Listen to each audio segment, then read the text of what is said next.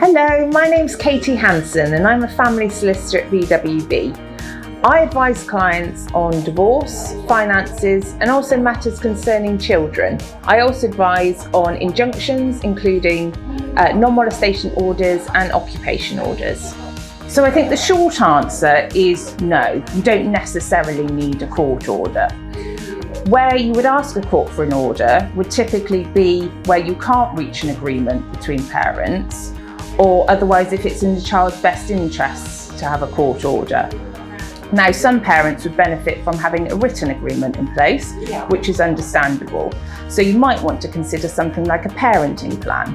Now, a parenting plan typically includes arrangements for a child, but it can also include other things, such as how decision-making can be made for a child. So if you're unable to agree arrangements for your children, what do you do next? I always advise my clients first to try and have a conversation with their partner. Sometimes it might be helpful to engage with family members or friends. They'll know you, they'll know your children, and also they can give suggestions on what might work well. Other options could include mediation, which is something that we offer at VWV. Other forms of non-court dispute resolution include solicitor negotiations, arbitration, collaborative law, and other specialist parenting programs. When considering what child arrangements should look like, the focus should be on what's in the child's best interests and the child's welfare. The court will use what we call the welfare checklist.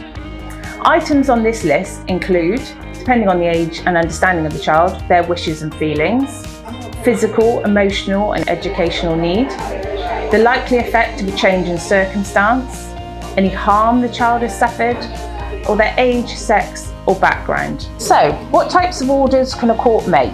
So a child arrangements order typically deals with where a child would live and how they spend time with the other parent. Now, the other types of orders that a court could make are a prohibited steps order. So that stops one parent from doing something. So for example, leaving the country.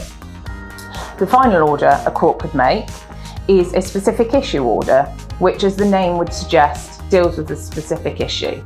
So for example, where a child goes to school. So we get this question quite a lot. I think clients want that certainty when they get a court order, but actually that sometimes has its disadvantages. So quite often we would include within an order that the order could be changed subject to agreement by both parents, and they then wouldn't have to go back to court.